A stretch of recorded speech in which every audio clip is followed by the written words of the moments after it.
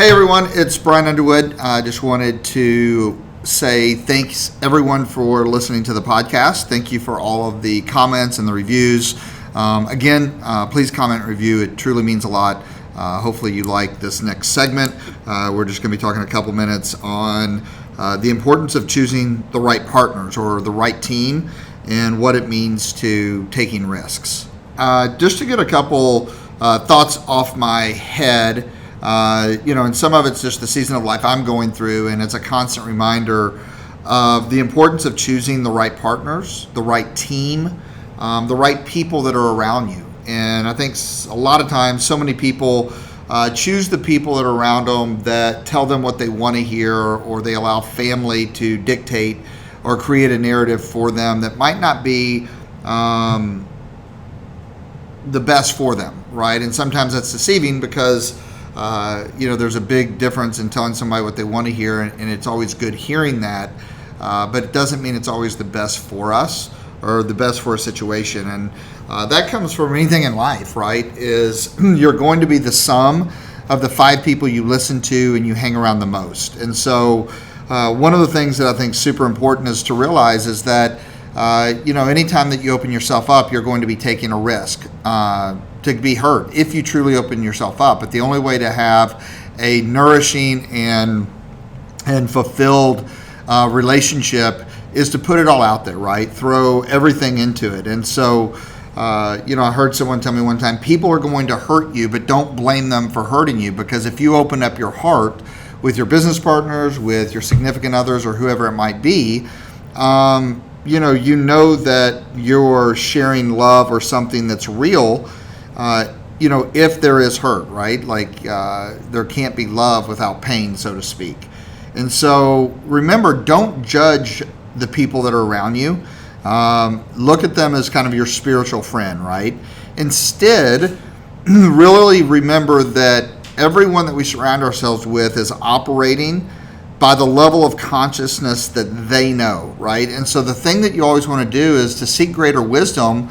Go find people with more experience that operate at a higher level of consciousness, right? Where they operate not out of a victim mentality to case build or to create a narrative, but they operate based on how they can actually serve the world and serve other people, right? So don't run away from suffering. Instead, look at suffering as something that is part of, helping develop the melodies of your life. And so I can tell you that all of the strength, the wisdom that I have had has come from suffering, whether it's through relationships, whether it's through, failed businesses. But that's what creates, my ability to either relate, to truly be authentic and an authentic version of myself.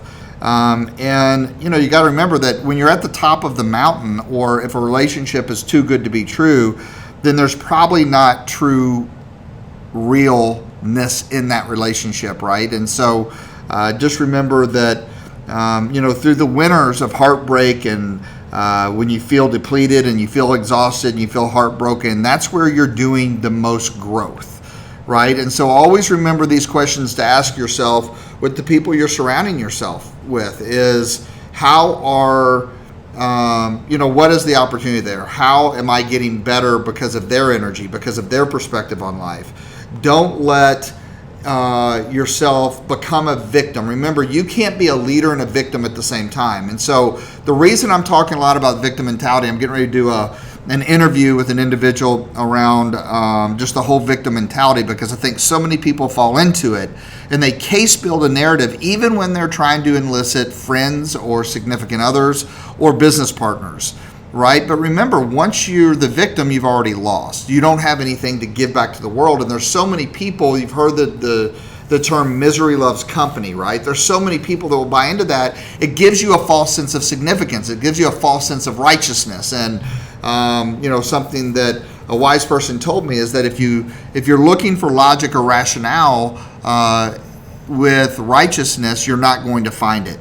And so remember that regardless of what you're going through, whether you're, that you can get through it, but you have to be willing to take the risk. You have to be, and the risk that I'm talking about is putting yourself out there, to put your heart out there, the risk of being hurt, right?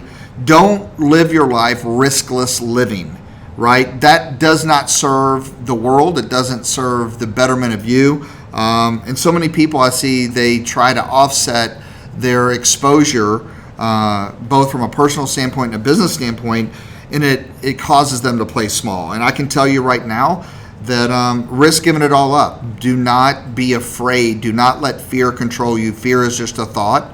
And listen, if you're confident in who you are, you have to be willing to just start all over. And so do the things that scare you the most. That's what's going to cause you to grow the most.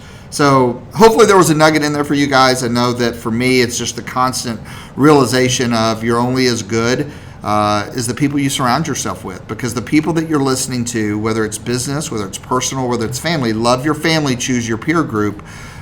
Their thoughts become your thoughts, and thoughts are things, whether it's conscious or unconscious. So truly, truly, as Jim Rohn used to always say, protect and guard the gates of your mind. All right, it's BU signing out. Hopefully everyone has an awesome day. We'll talk to you guys soon.